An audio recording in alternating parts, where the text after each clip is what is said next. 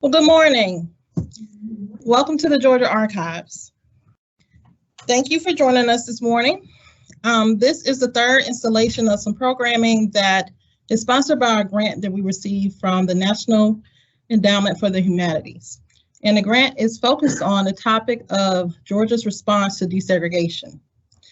And so these programs, so far we've had 2 classes taught by our education specialist in the back, Ms. Penny Clift. And this is the third one, the presentation, which is a summary of the 2 presentations of the 2 classes that were previously held. Penny is going to teach 2 more classes, class 3 and 4, and I'll have another presentation after those to summarize the information that was shared in those workshops. So just a few logistics. If you haven't been here before, out this door in the rear to the left are the restrooms, and feel free to take a break whenever you need to. In the back are refreshments. Feel free to partake. And without further ado, we're going to start our discussion on segregated schools in Georgia, separate but not equal. When we had a discussion, Penny and myself, about discussing the topic of desegregation in Georgia, we realized that as the Georgia Archives, being the permanent home for state agency records, we probably have a ton of information. So much so that we couldn't cover everything. So in a conversation between Penny and myself, we decided we asked ourselves, what would be the best topic to really focus on? Education. Education was one that a lot of people cared about. Education is a topic that we have a ton of resources related to it. And so we figured that will be the best way to share information about Georgia's response to desegregation. However, we have other collections that really speak to that, one of which is some material from the State Literature Commission. And what you see on the screen now is a letter written from Herman Talmadge, who, if you know anything about Georgia history and desegregation and segregation, he was a huge segregationist. And he fought for separate but equal. That was his platform. And so in this collection, there is a letter that was sent to Mr. Dyer from Talmadge that covered the highlights of his administration as governor. So I thought this was very interesting. And so within that, one of the things that he shared with regards to his successes in regards to education was this list of 9 items. What was number 1? Separate but equal. I thought that was interesting that he led with that one. There are many other records, such as our MARTA collection. We do have MARTA records, and early on, MARTA acquired or bought the Atlanta Transit System, and the Atlanta Transit System was a system that provided the public transportation in Atlanta during this time. And so there are a ton of records related to their efforts to provide service while at the same time following the law. And so in reading some of the records that were in that collection, you saw the struggle, the balancing act that they had to maintain. They had to provide a service, they had to address the needs of the community while at the same time maintaining the quote unquote color line or the separation of the races. So what you see on the screen is an actual decal from this collection that was a surprising find because, you know, as archivists, we have a ton of materials in this collection. We don't know everything that we have. So when I was looking through the collection, I discovered this and I said, holy crap.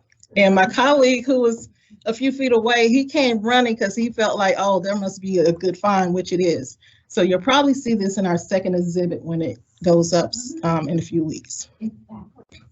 Yeah, because it's an actual decal. So just think, they will put this up on the bus, and then once they rub it down, then you'll be able to see that it says white passengers seat from front, colored passengers from rear. But then within this collection, there are several folders that talks about some of the racial related incidences that occurred on the buses or that was seen by individuals who were riding the buses on behalf of the company. During this time, there seemed to be a lot of transition. They went from trolleys to trackless trolleys to buses. And so one of the things that they were doing was they were trying to get a sense of what were the people's thoughts about the buses. while at the same time they had to manage the crowds and figure out, you know, the scheduling and providing the services to the community, because some bus routes had a lot of people. And so a lot of people were, of course, the African Americans who, you know, would crowd the buses. And then there's the balance between the white seats and the color seats and where would people stand and all this other stuff. So this is one letter that was written by a writer who wrote to the editor of Two Bells. And I'm guessing this was a newsletter done by the transit system. And I thought this one was interesting simply because it was written by an older white female who from the beginning establishes that she is a true Southerner and not an advocate of racial social equality as such, but she does feel that the Negro as an individual and as a soul and a personality in the sight of God deserves some consideration. She goes on to have to share with them a story about an older African American woman who was asked by a white gentleman to relinquish her seat. And so the older African American woman had a lot of bundles, as she mentioned, and she was an elder. But she relented and gave him her seat. And so this letter from the individual who wrote, she basically talked about how she thought it was really unfair that this African American woman had to give this man her seat. Because she said, you could tell by looking at her that she was of the old Negro class, old Southern Negro class. No doubt she had been standing on her feet a good part of the day, cooking and cleaning for somebody. Being of the old Southern Negro class, she would not refuse to give up her seat or argue about it. She very humbly got up, gave her seat to this well-dressed executive type man who very probably had been seated at a desk all day, and she went back and stood on the platform in the small space that was left there to stand in. That doesn't seem fair at all to me. Now, this is a woman who did not, she wasn't a proponent of social equality, but this situation she felt was unfair.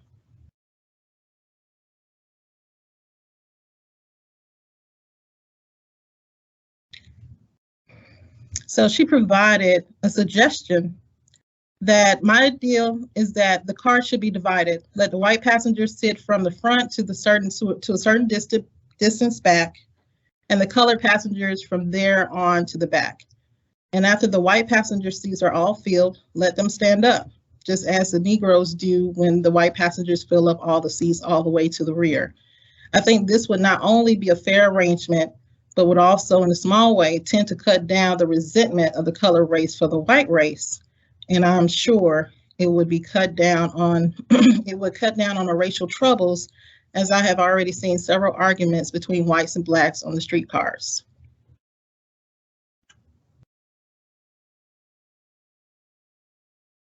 It is my feeling that if something can't be done to assure them of some small chance of getting a seat, that they should at least be given a reduced rate, because they don't get their money's worth usually. So this is a lady who didn't really care about social equality, like I said, but she felt some kind of way about seeing a white man asking an older African-American woman who had been working all day to relinquish her seat. And so I thought that that was a very interesting letter that was included in that collection. So these collections and many others can be found by going to our website, georgiaarchives.org, and clicking on Finding Aids, because these are a part of our government records. And once you get there, in the search box, you can type in any search terms as you like. And I just have an example of one of the terms that I use to locate the materials that I previously mentioned. Racial Atlanta Transit System, because Atlanta Transit System actually has several folders with racial as the folder title or segregation. One of the things about sharing, talking about segregation in schools is that Penny and I felt that we needed to provide some historical background before we really went into the desegregation or the Georgia's response to desegregation. And so in order to start that conversation, we must start Basically, it's slavery. So even though it was against the law to teach African Americans to read and write during that time, there were still people who were teaching African Americans to read and write. There were still schools being started in secret, as you will see when I highlight one individual later on, that they started schools under the cloak of darkness, so to speak, just to make sure that people got an education, risking a lot to do this. But at the end of slavery, and even possibly before with some of the freedmen up north in other places, organizations started schools to help the African Americans to begin this process of gaining an education. One of those organizations that was started at the end of slavery was the Freedmen's Bureau. Now we've heard a lot about the Freedmen's Bureau recently because of the work of Ancestry, digitizing the records. But the Freedmen's Bureau records are a collection that you really need to understand the structure of it in order to better utilize it. So the Freedmen's Bureau was established in the War Department by Act of Congress on March 3rd, 1865. The Bureau was responsible for the supervision and management of all matters related to the refugees, freedmen, and lands abandoned or seized during the Civil War. Although the Bureau was abolished, it wasn't abolished until 1872. The bulk of its work took place between June 1865 and December 1868. One of the functions of the Bureau, amongst all the other things that they did, was to assist benevolent organizations to begin schools. The best way to learn about this collection is to actually go to the organization that actually has it, and that's the National Archives. The National Archives has this great website on the Freedmen's Bureau that provides not only historical background information, but also access to all the descriptive pamphlets for all of the microfilm collections related to this collection. As a friend of mine who is really knowledgeable about these collections, her name is Shamel Jordan and Sharon Gillens, they both say that the best way to start learning about your ancestors in doing this research is to look at the field office records. The field office records are the ones that are closest to your ancestors. And I'm speaking like a genealogist because I'm a genealogist, so I'm gonna take that hat off right now and go back to being a historian.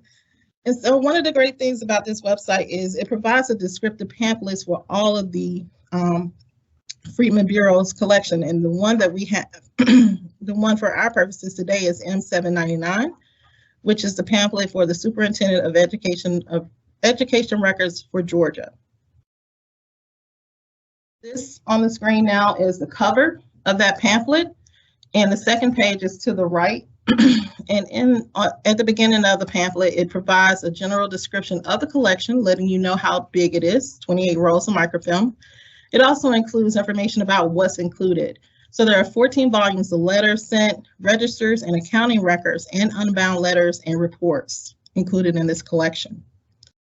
It goes on to say that the Bureau promoted the establishment of schools for freedmen by offering advice, protection, and financial assistance to local citizens interested in starting schools. One of the best places to look at this resource, because it's now all digitized, thankfully, is the Smithsonian Online Virtual Archives, SOVA for short. It, in my opinion, with no disrespect to Family Search, Internet Archive, and Ancestry, this resource is the best one to access these records, simply because of the way it's organized. So this collection is pretty big. It's 1.9 digital images with 1,918 digitized microfilm rolls.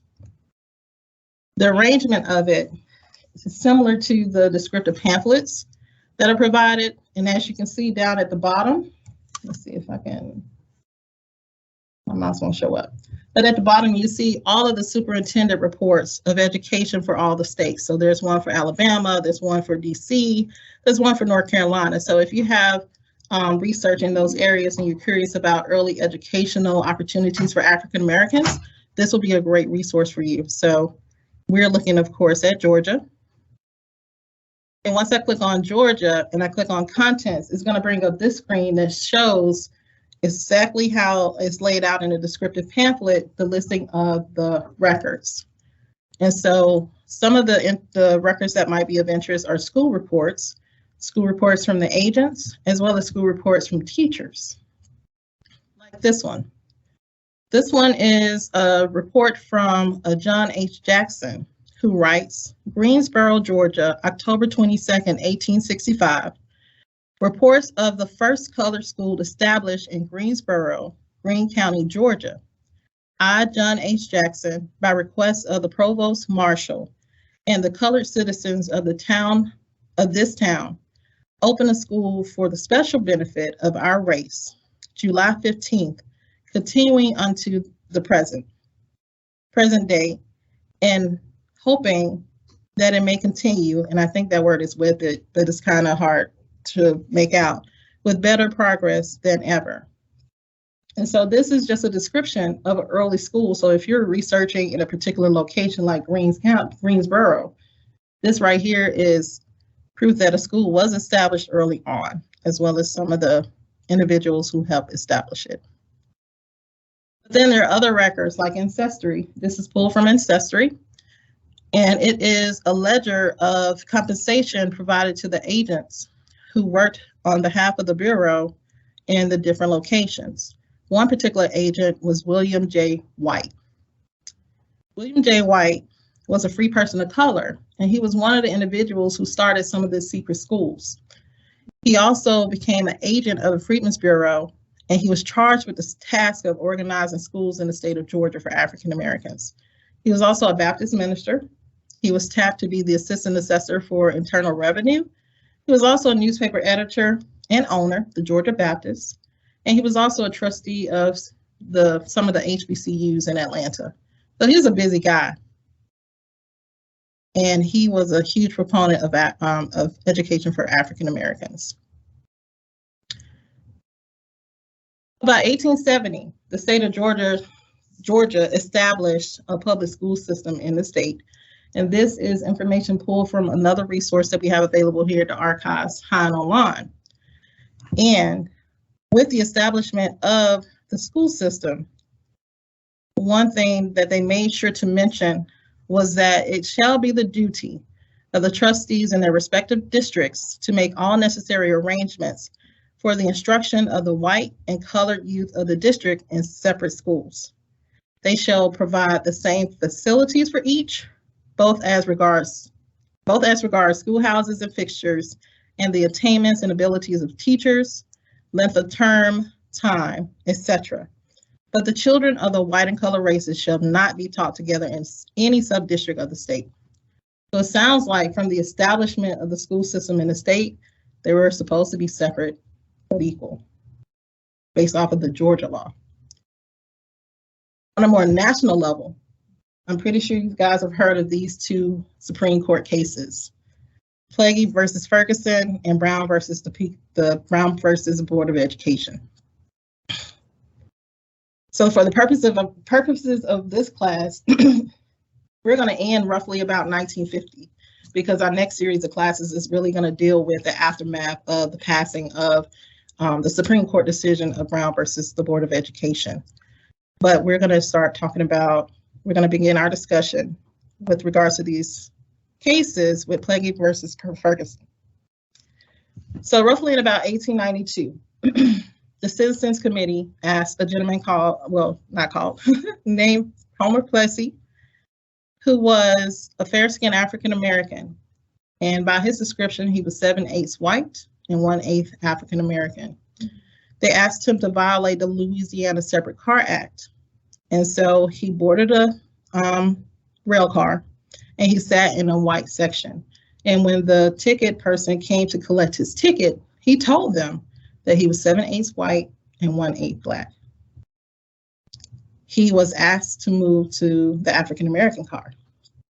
He refused and was immediately arrested. Can anyone tell me why was he, one, asked to move to the African American car, and why was he arrested when he refused? There you go, that's it. So the rule is, if there's one drop of African American blood, you are considered African American, even if you literally look like a white person. because we know about passing, African Americans passing as white people so that they can have a better life or for whatever reason. But because he had 1/8 African American heritage, he was arrested, and his defense was the 14th Amendment that has an equal protection clause, which states that nor deny any person within its jurisdiction the equal protection of the laws. So even though that is a part of the 14th Amendment in the US Constitution, the Supreme Court ruled that the object of the 14th Amendment was to create absolute equality of the two races before the law, such as equality extended only so far as political and civil rights, i.e. voting and serving on juries. Not social rights, sitting in a railway car one chooses. So that essentially, from the nation's highest court, solidified the idea of separate but equal. But even reading this decision by the Supreme Court and thinking about the history and the voting rights struggle, as well as the political involvement with African Americans, even that wasn't equal. Even that failed to follow the law of the land.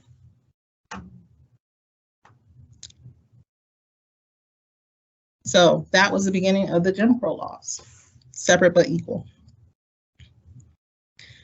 So Georgia as a state will continue to establish the public school systems in the various counties. And this law, pulled from another resource called Georgia Legislative Documents, you can see that boards of education for the various counties listed were established in 1872. They were also established with the same ideology mentioned in 1870, where that the white and colored children shall be taught in separate schools and the same facilities shall be provided for each. So it's in the law. It's in the law that separate but equal should be the case. But I'll know that left to their own devices, the local school boards decided how they were going to spend the money. The money was not allocated equally. Black schools almost always had insufficient facilities, and in some cases, they didn't have any facilities at all. So we're going to go and take a look at some of the charts and graphs that our colleagues have pulled together, and we're going to let the numbers speak for themselves.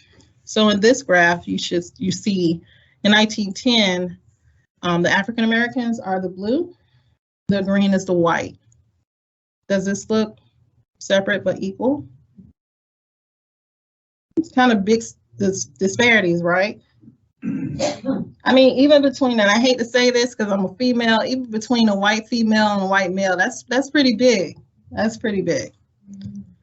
So this was the minimum salary for teachers in 1937 and 1938. I'm going to magnify this a little bit just so you guys can see it a little bit better. So even with the same credentials, the same level of education, African Americans still receive less pay for the same service.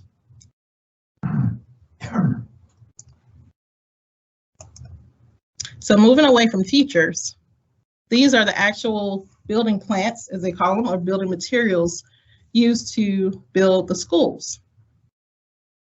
So the green is frame, so think wood frame schools.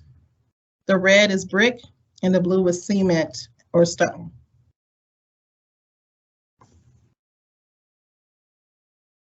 Seems like most of the African American schools were built out of frame structures, right? With a few by 1950 in brick. As for the students, this was the cost per pupil on average for daily attendance 1930 and also 1950. African Americans are in blue, white students are in green.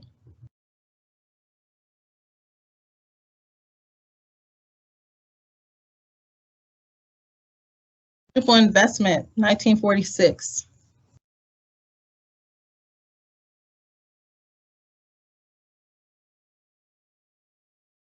$1949. What's interesting between 1946 and 1949 is the amount for African Americans decreased. So not only was it not equal, but it actually decreased. Buildings again, African American is in blue, whites are in green. 1948.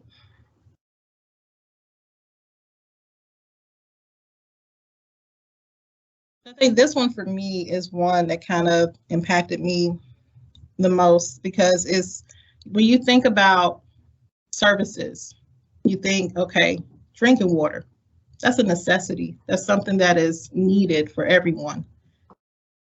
But even with this, there were still huge disparities. Did you say this was Georgia or through the whole South? This is Georgia. And so by 1948, all the white schools had pumped drinking water. 60% of the African American schools still did not.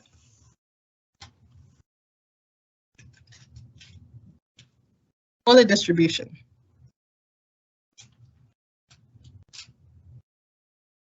(1941) versus 1945. And in a different way, we're going to show you the salaries, the annual salaries for teachers.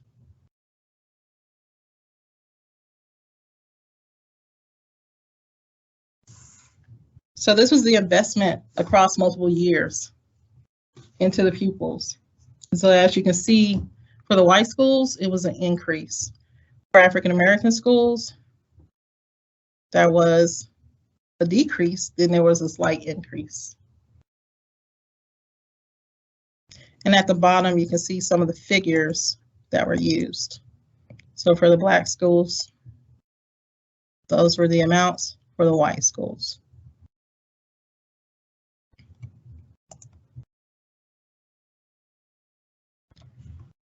This is a map that shows the locations and the numbers of the white schools, which are the black dots, and the color schools, which are the line, the empty circles. And so I blew it up just a little bit, just so you can see. So just looking at certain parts, you can see that they're like in Chattooga, in Gordon, there are no African American schools. Forsyth, Cherokee, there aren't any. Even in Gwinnett, at this point, there weren't any African American schools, or DeKalb. And I highlight those because they're in the Metro Atlanta area. So Morgan County had an African American school. Henry County had one, Jasper. So imagine growing up in those areas, smart as a whip, but there's one thing you don't have, a school. Douglas County didn't have any schools at all? I'm pretty sure they did have some schools. They probably just didn't have any African American schools. The other thing, just looking at it, black schools, classes were probably so much bigger than the white schools, and that makes a difference. I'm glad you said that, because this next chart shows you, it illustrates that. So this is a map of African American schools, and I apologize that it's blurry, but you can see that there's a ton of African American schools by 1941-42. It looks like a lot, right? But there's one reason why there's so many. There's a lack of transportation. So in order for the kids to get to school, it had to be in a place where they can actually walk to. So there were no buses for them, and we'll see that a little bit later on. But this was the Negro education, or the public schools in Georgia, roughly about 1941 and 42. And even up top, just looking at the legend, there are a lot of one-teacher schools. So toward the top. So can you imagine being that one teacher where if you don't go to work, the kids won't have class that day? That's a lot of pressure on the person, right? But it's not all bad. There were northern agencies, as mentioned before, who worked with Southern educational institutions to help provide access to education for African Americans. Some of which we know, we've heard a lot about. There was the American Missionary Association, the Northern Benevolent Institution and Churches, Northern Baptist Missionaries. A lot of African American schools early on were in churches. A lot of the HBCUs started in churches. So churches was an anchor institution that, of course, most communities would have a church. And so what better place to have a school? The church. So the church house served as the schoolhouse as well as the church house.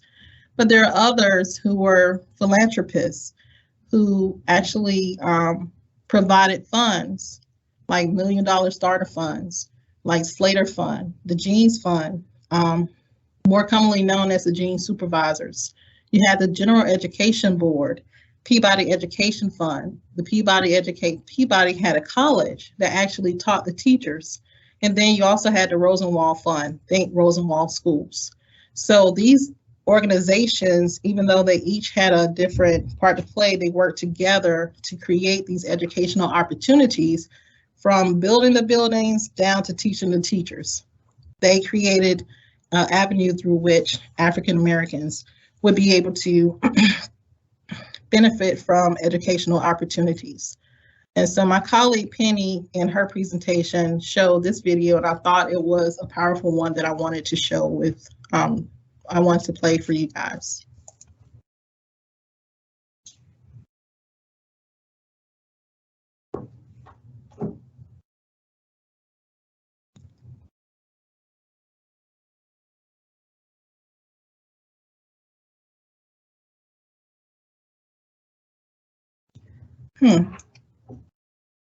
Does not seem to want to work, so let's do this. I think that's the reason it's not on.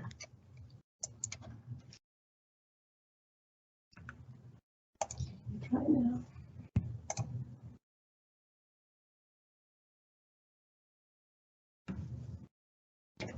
Rosenwald schools, built between 1912 and 1937, they provided an opportunity for hundreds of thousands of poor African Americans to be educated in the segregated South.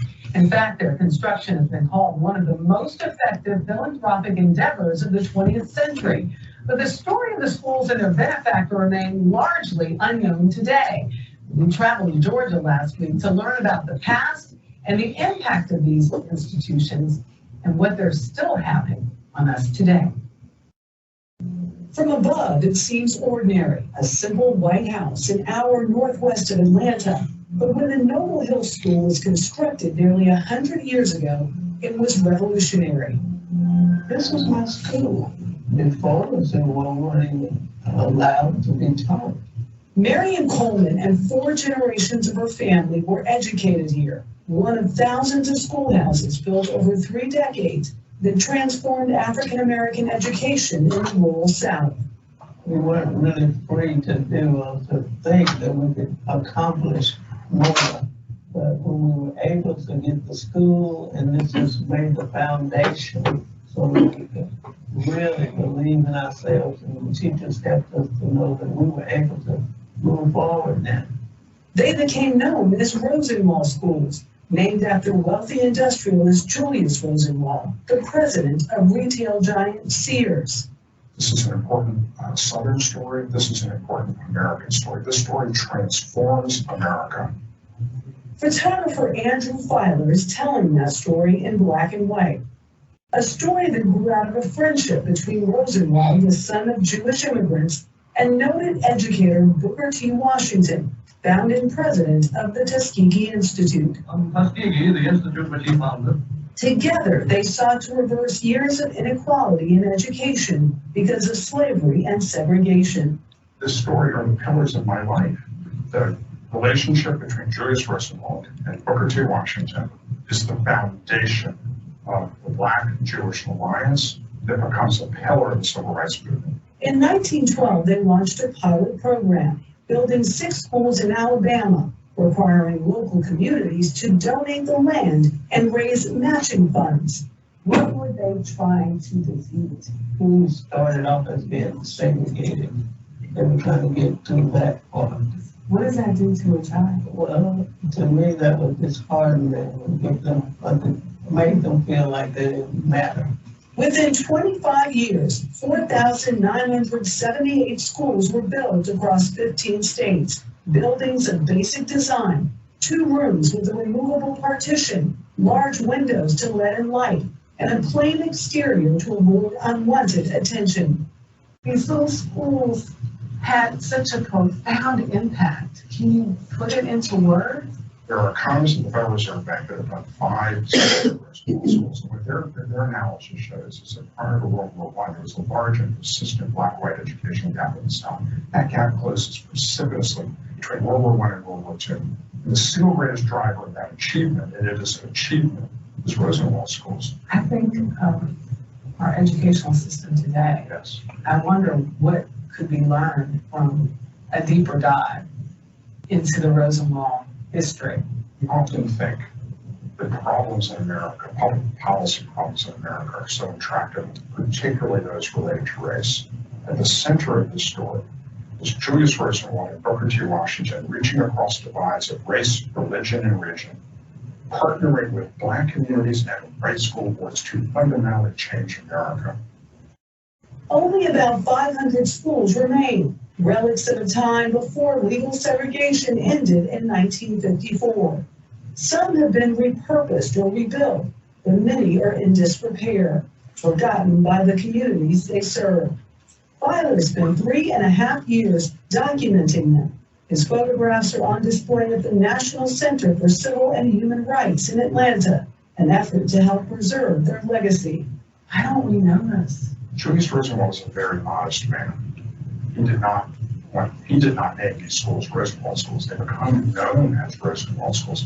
One of the reasons why we don't know the Rosenwald name as much as we know the names of some of his philanthropic contemporaries like Carnegie, Rockefeller, Ford. They were monument builders. They were. He was a legacy builder. Yes. That legacy is still being felt. Many of those educated at Rosenwald schools went on to higher education and in turn educated future generations.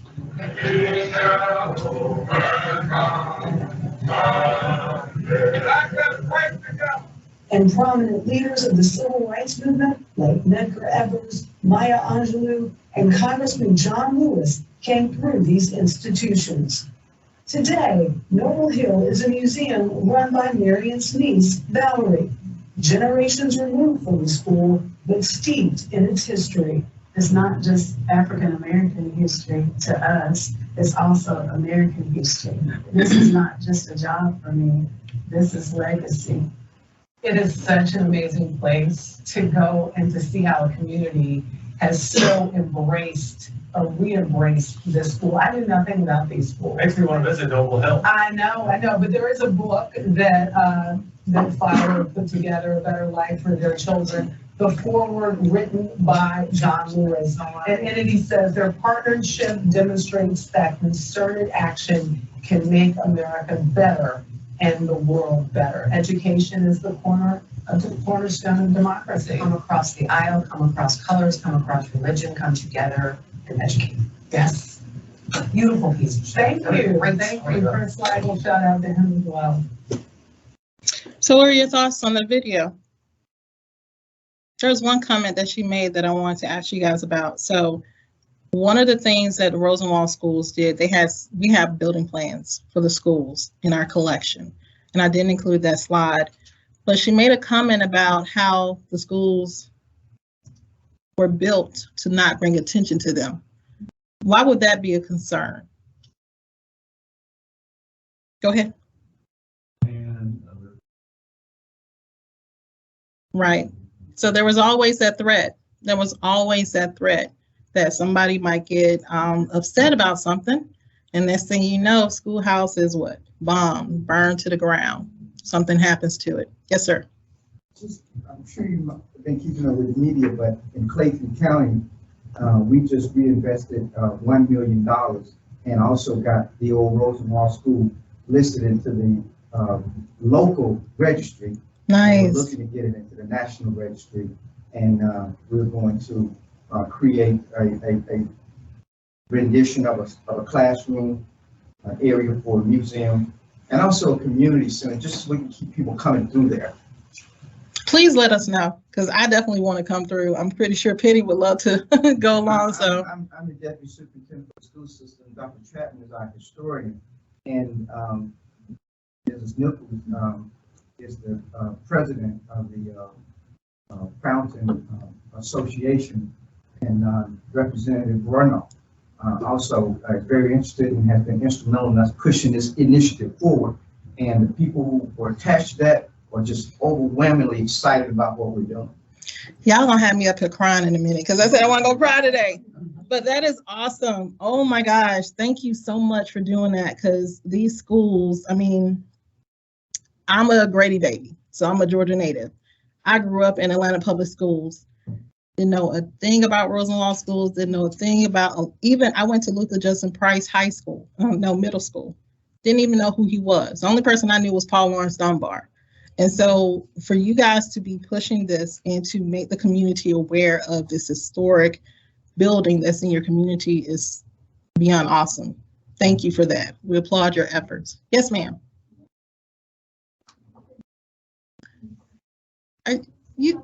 You're taking my thunder. I was going to talk about that. My goodness. You had a, I was just gonna say that we visited the Noble Hill. oh, okay. And had a tour, Valerie gave us a tour.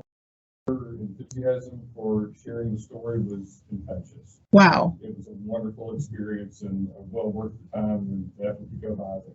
So if y'all have a staycation idea, that's it right there, Yeah. going to Noble Hill. Thank you, guys. It's Cartersville. So it's up the road. So maybe we can do an OGS tour. Yeah. Yes. I went to be with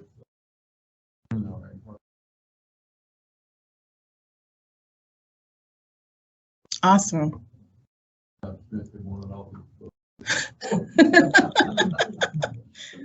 That is amazing. Y'all are making me even more excited than the presentation. So we talked about Rosenwald schools. You just saw the video. And so within our records, there are reports that were submitted, or requests that were a part of the records from the Negro Division of Education, because there was, of course, a separate one that was a part of the Department of Education, Georgia Department of Education. And this is an example of one that was submitted. And to answer your question in the back, by the red arrow, you see who provided the most money. So just think about this. This document is from, let's see, sorry, 1931-32. So think about this community. They didn't have a lot, but yet they gave the most because this meant so much to them. Because it's the one thing that nobody can take away from you. Like, you can be taught your ABCs, 1, 2, 3s, and have the education. They might try to take your land, they might try to take your cows or whatever, but they cannot take away from you the ability to read. So we've mentioned this, the Jeans Fund, which is named for Anna T. Jeans. She was a Quaker from Philadelphia. She inherited the wealth of her family. They were in coal. And she donated over $1 million as an original gift. And her gift was designed for improvement for rural elementary schools for Blacks, for African Americans. And so she provided money, funds for teachers. They became known as the Jeans Supervisors. And I just have to tell you the story. So I met a Jeans Supervisor from DeKalb County, Narby Harris. I'm not sure if you know about Miss Narby Harris, but she was a force to be reckoned with, and she was a elder at the time that I met her. And it was because of her that I even knew about what a Jeans Supervisor was. But it wasn't until I did this work that I realized just what kind of impact Jeans Supervisors had on their communities. And I wish I had known then what I know now, because she should have got a ton of flowers, because these supervisors actually were one-woman forces within these communities to galvanize these communities, to raise the money, to provide the training. And so there's actually a book downstairs in our collection called Gene Supervision in Georgia Schools, which is an awesome resource. So if you have interest in the gene supervisors in Georgia, this is definitely a book you want to take a look at, because within our collection, there are their reports. And so this report was written in 1935. And so it was provided by Ms. Julia Bryant. And she listed in number 11, the 3 most difficult problems confronted by gene supervisors in efforts to improve Negro education. So not only were they getting paid less, they had problems getting paid. And of course, the parents didn't have some of the equipment for the pupils. So that was also a need. But this last one was very interesting. And my colleague Penny brought this up in her presentation, so I kind of borrowed it from hers, where the white landlords hinder progress of the school when planting begins. So for the white landlords, it wasn't even about education. It was about the crops, getting the crops in. So not only were they confronted with issues of having a place to go, having teachers who barely got paid because they still are individuals, so this was their job. So they were struggling to get paid. Think about the dedication of these teachers to go and teach these students in this not ideal scenario or situation or environment, but they still taught them. They still gave them their lesson, as they say. My grandma would say, "Did you go get your lesson?" Like, "Yes, ma'am, I did." Yes, sir. My mother only went to like the 6th grade, and during planting season, they were in the fields. So that it wasn't even full 6 years. And see, that's the other thing. We're going to talk about this a little bit later, that not only was there an issue between the disparity between African American and white schools, there was this disparity between urban and rural schools. So it wasn't just a racial issue. Education overall was an issue that had greater ramifications, because you had the city schools or the urban youth who were getting more schooling than the rural youth, as Gordon just mentioned about his mom being in the fields. So the field work, they had to bring in the crops. That was paramount. So that was more important, or took priority over education. So with these next few slides, we're going to take a look at some of the disparities, or compare apples to apples, so to speak, of some of the institutions of services provided by the schools. On my right, your left, are the color schools. These are a listing of the libraries and the schools for Cobb County, color schools, versus the one on my left, your right, the white schools. So what can you tell me about the difference?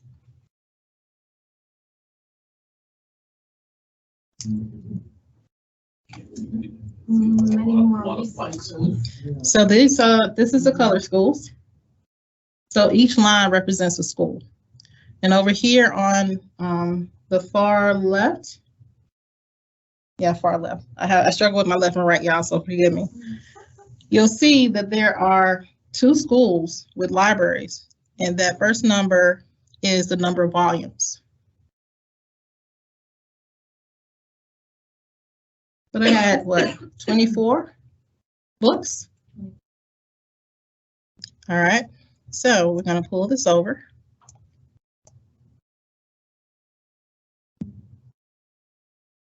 And even though some of the white schools didn't have libraries, look at the ones that did. What year is this? 1940s. There was nothing in the high schools on the other list. It was just elementary. Good point.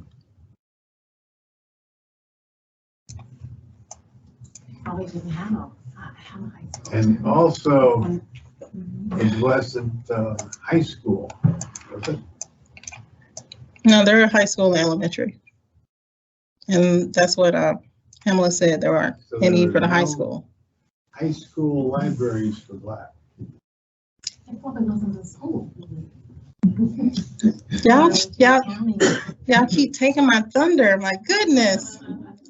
All right, so remember how we saw that graph with all the schools, the little dots on the map, right? So this is record of transportation for the schools. So this is the colored school.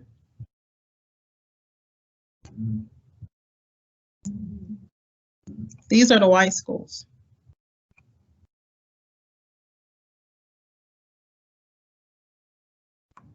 Separate but equal, right? So fast forward a few years. This is the African American school. Make it bigger. There's still one word on there. None. And this is the one for the white schools. And as you see, there are still several. And it's interesting how they describe the type of ownership. So this is private, public, private, public.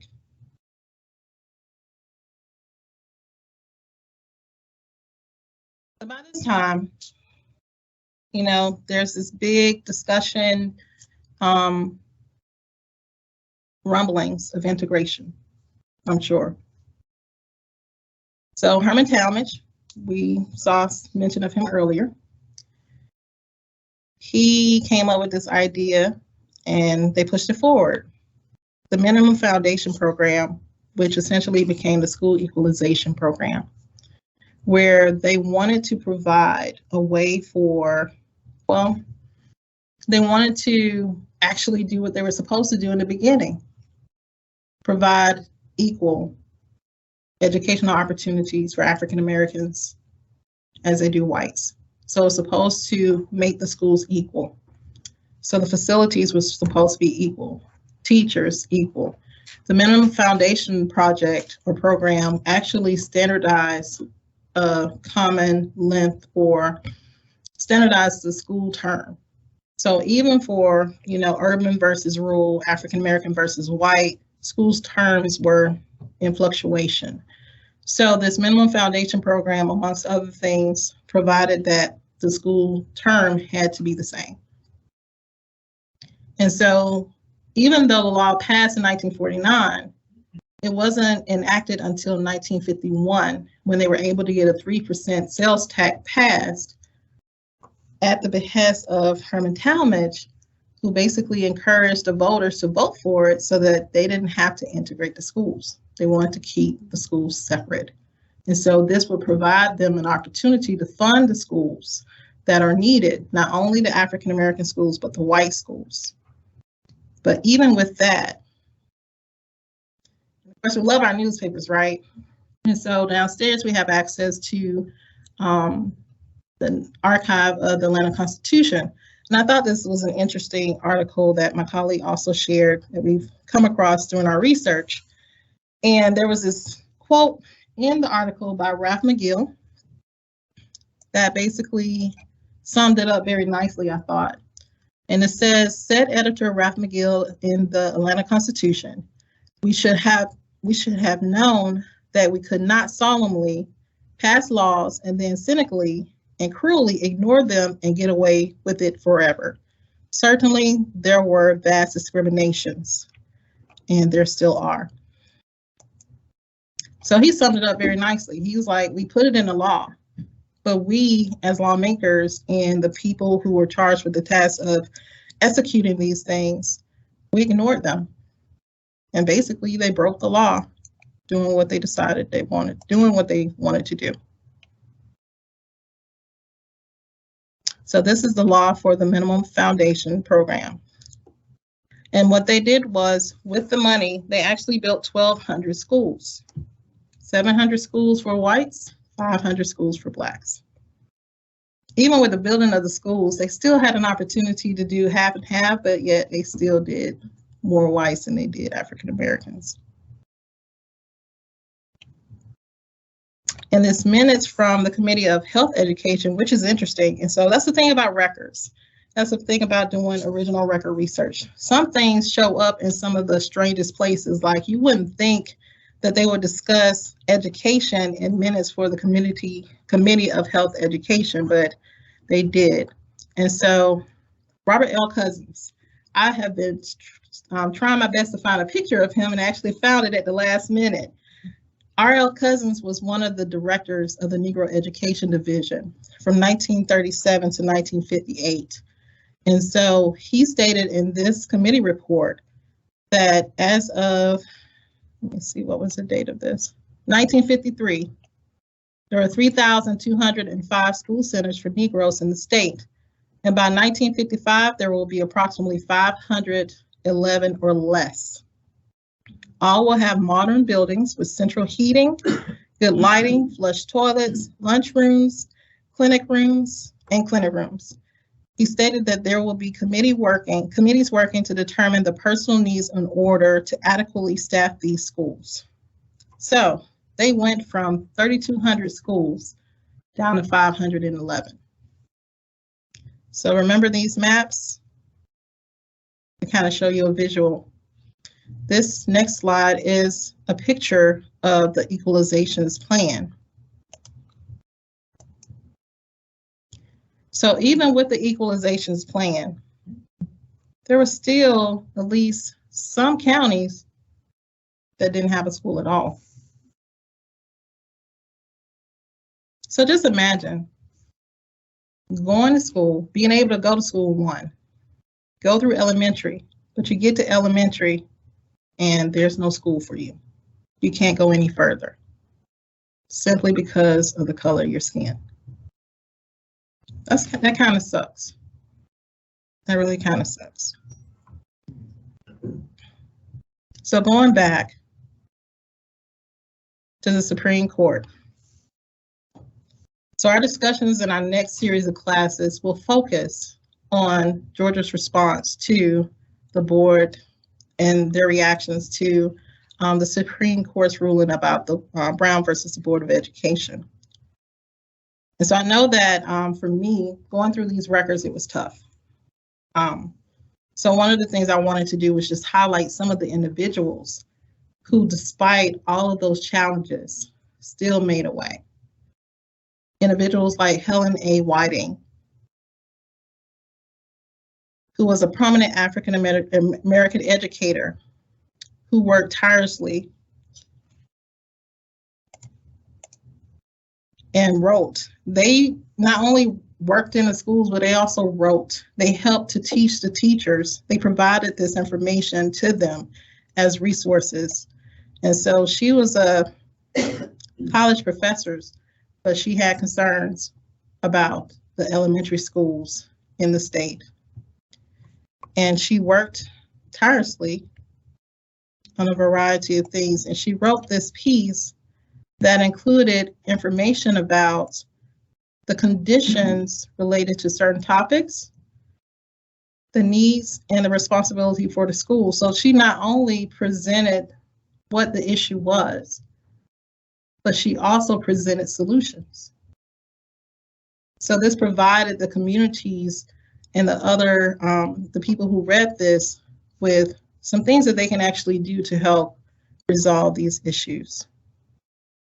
So when it was time for her to retire,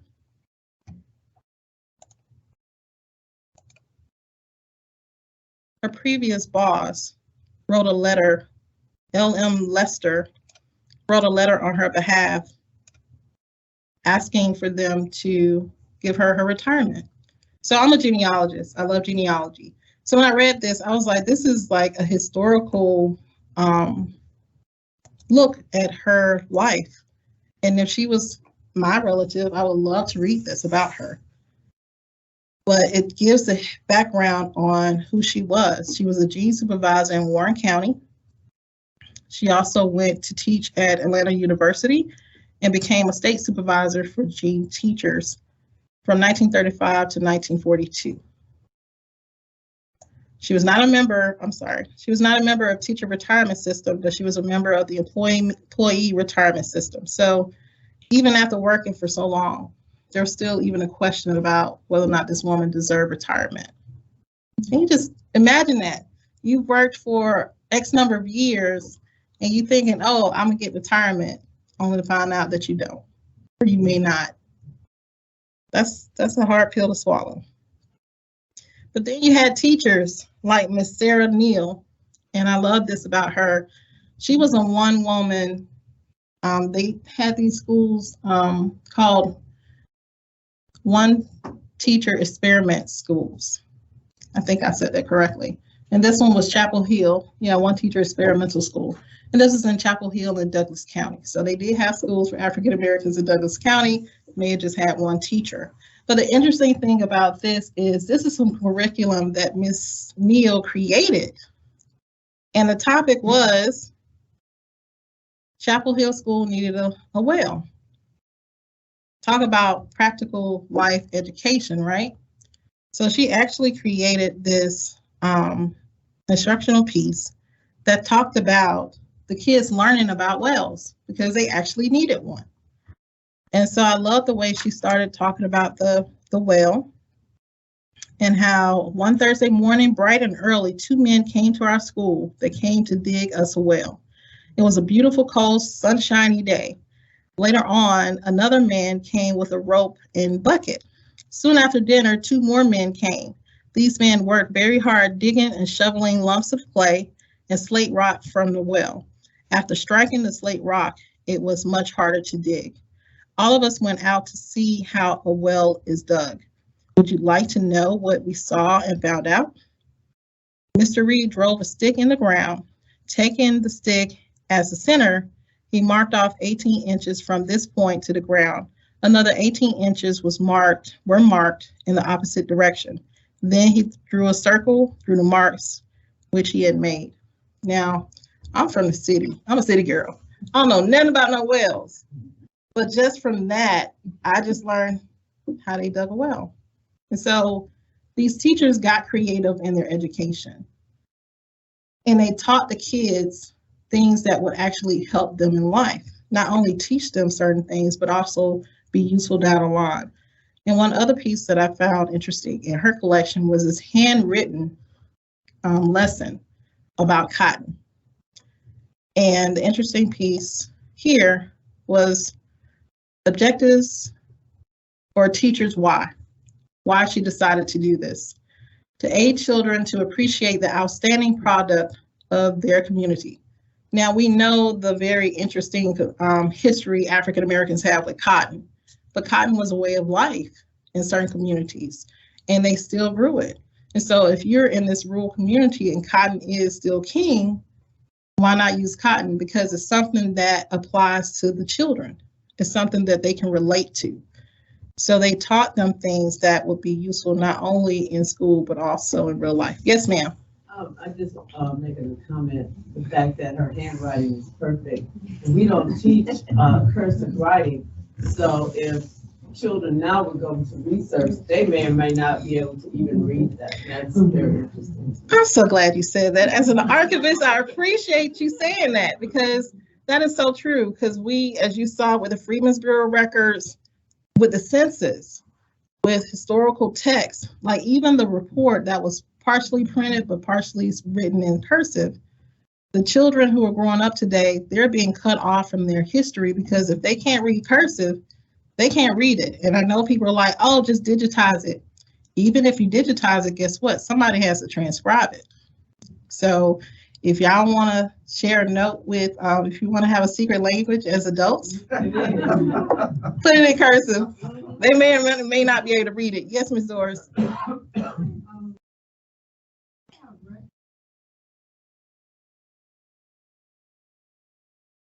We probably do. It really depends upon the county. So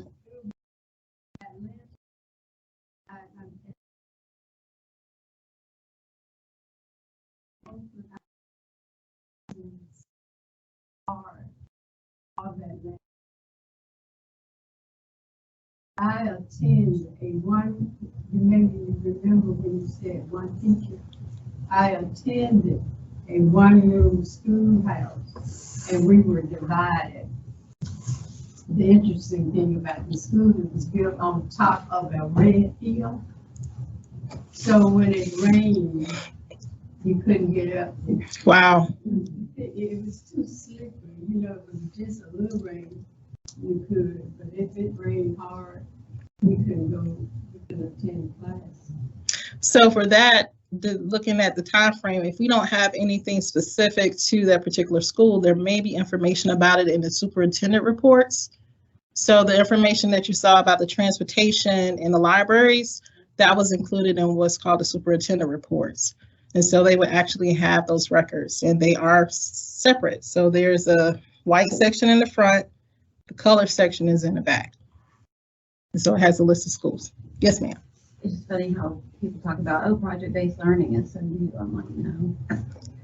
No. There's nothing new under the sun. Yes, ma'am.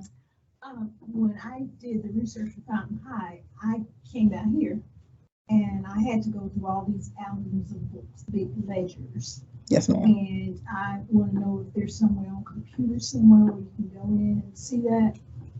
I'm glad to know that because I did all that work. Yes, ma'am. And the people here had to pull the ledgers for me. Mm-hmm. But they were the superintendent's reports for Clayton County. Yes, ma'am. So there's a lot of information. there's a lot of information in there. And the thing about digitization is, I know some people are like, oh, just digitize everything. Just think about it. Think about how long paper has been in existence. Think about how much paper has been generated. And even of that amount, there's only a small fraction of information that is retained in archives. In our archives, we have 90,000 cubic square feet. And just think banker boxes. So you know what a banker box looks like, right? So think 90,000 of those. And in each one of those boxes, there's a ton of paper. There's no way, even just for us, there is no way for us to digitize that. Now, if we got a grant to digitize it, that might be a possibility, but just think about the superintendent reports. There's one for every county per school year. That's a lot of information. Like even one box, and I just picked one up yesterday. Those are heavy. That's a lot of information. There's a lot of great information, but it's a lot of information that, you know, if we don't have money to do the digitization and to provide the money for the upkeep, then, you know, it's not sustainable or feasible for us. Okay. So being the genealogist that I am, I saw, and as an archivist, of course, we're curious when we see envelopes because we are like, okay, we need to pull this out, right? So I saw this in her file. This made my day. This is a copy of her original wedding invitation that was included in her file. So this is just an example of some of the more interesting things that show up in some of the most interesting places in her collection. What I wanted to do was to just say thank you to all of the unnamed, unknown individuals who did what they could with regards to education, not only for African Americans, but for children in general, because it was a struggle. And then also think about the people who went without just so that we can have the opportunities today. And I think about myself and the opportunities that I received, and I just can't imagine growing up during that time. I can't imagine not having a school to go to, being smart as a whip, you know, having all these dreams to be whatever I wanted to be. But because of circumstances, I could not achieve those goals. And so I wanted to end with this, this quote from this book. I lead a genealogy group, and every year we try to read a book. So randomly, I like the supernatural. So I thought this one would be interesting. A novel of gardens and ghosts. Hey, who doesn't love a ghost story, right? And so, as I said before, I was struggling with reading this material because when you start doing original records research, you're getting the information raw and uncensored. Like we had a conversation yesterday about a document that we came across that actually had the N-word in it. And so we know in this day and age, there is a need or a desire to be more politically correct. But my argument, which is what we're going to go with, not to say that I was a be all end all, is that we show the document as it is. It's not for us to censor it. It's not for us to interpret it. We just present the information as it is, and you draw your own conclusions. But for me, being a person of African American heritage, I struggle with reading those documents because it's one thing to know the overview of history. You kind of have a general understanding of history. But when you start putting names and faces and scenarios to individuals, it makes it more real. So in reading this book, it actually helped me a whole lot. And I'm just gonna make it bigger, and I'm gonna read it too. You bought this house. So this is one of the characters speaking to the main character about a house that she bought. And if you're looking for a pretty good book that talks about Native American history, African American history, and the Cherokee Land Lottery in Georgia, this is a good book. You bought this house to chase a dream, Jinx said. But for some of the women who lived here, the dream was a nightmare. If they could live through all that crap, don't you think the least we can do is read about it, know about it? Isn't it honoring their memory to be a witness for their lives? So that part right there, that just sealed it for me, because as difficult as it is to read this history, as difficult as it is to present this stuff, it is necessary because they lived it, they fought for it. Some people even risked their lives, some lost their lives for the opportunities that we have available to us today. So it's up to us to tell those stories. It's up to us to make sure that their efforts and what they contributed was not in vain. So all that being said, do you guys have any questions?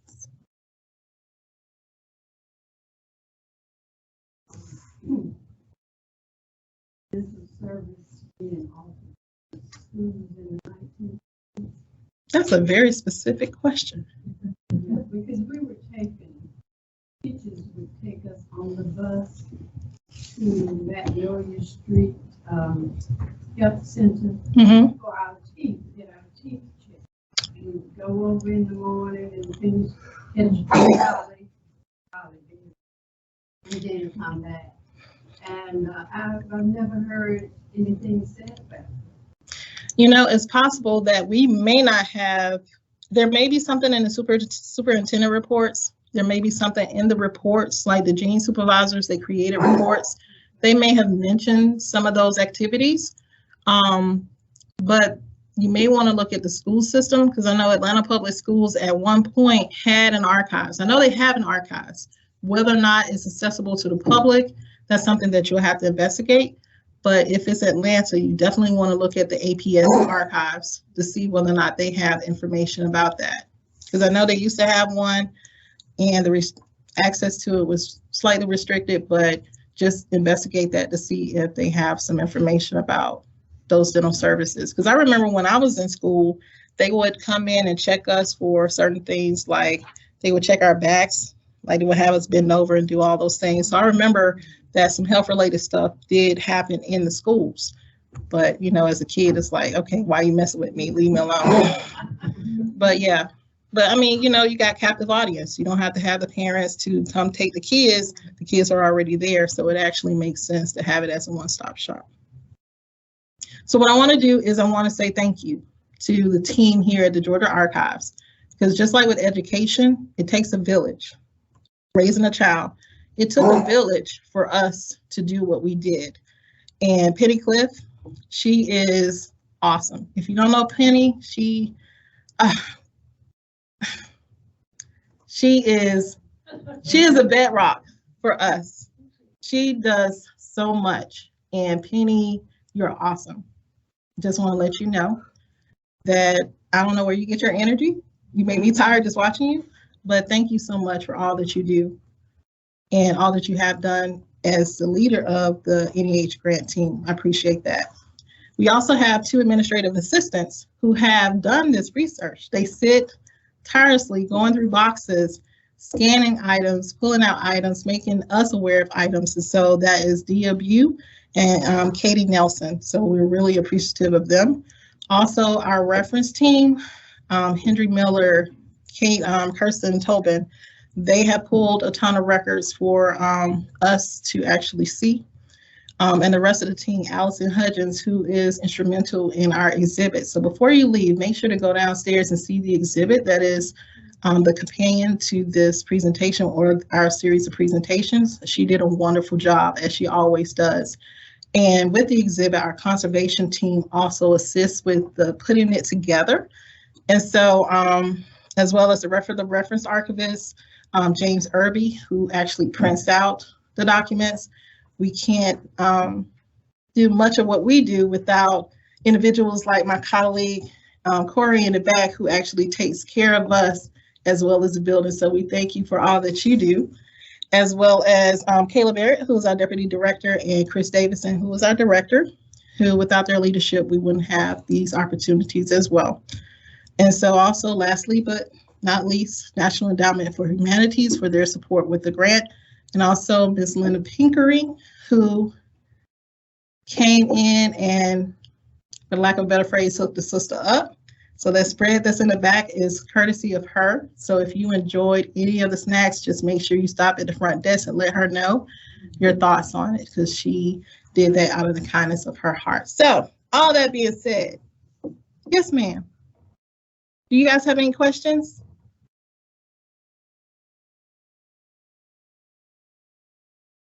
Okay. It's about the superintendent report. When I did my research, I couldn't copy. It was very limited to what I could get. I had to write down everything.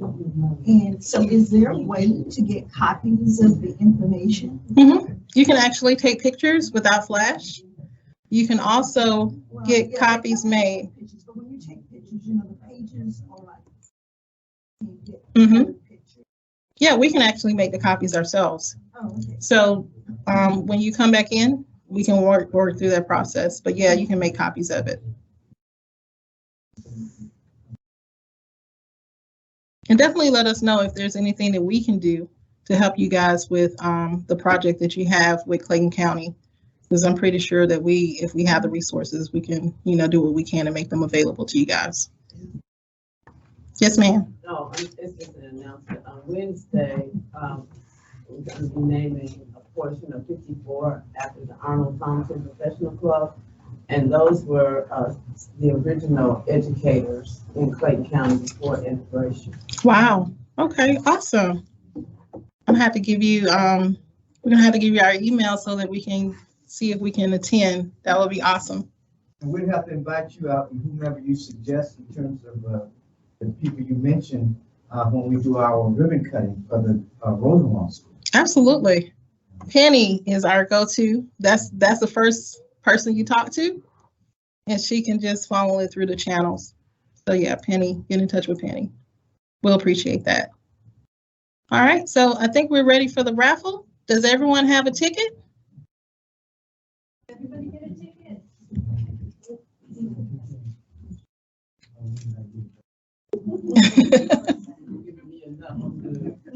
Did you want to show it?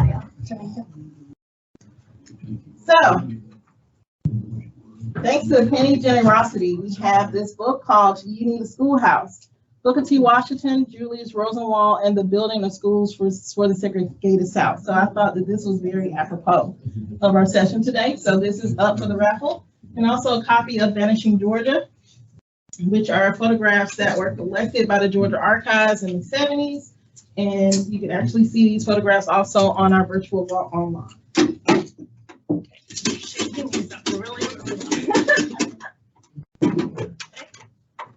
The first person drawn gets to choose which one the first and second one.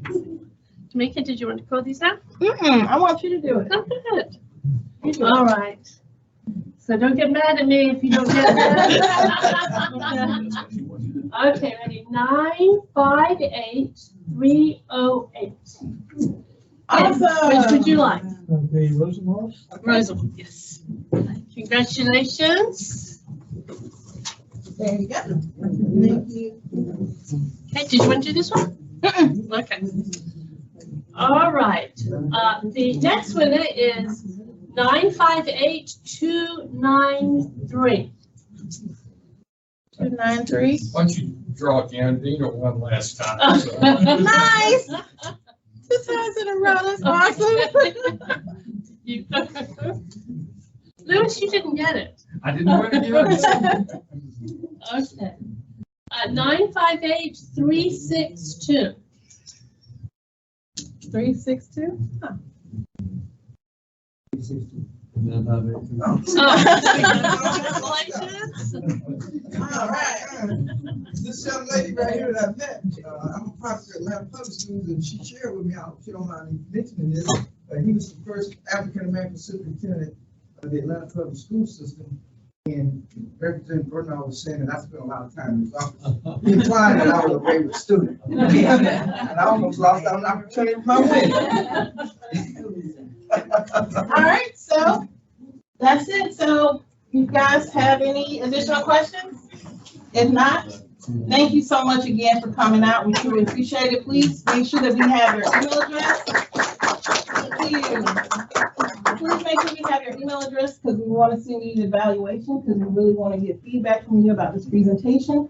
And don't forget to check out the exhibit downstairs. Thank you.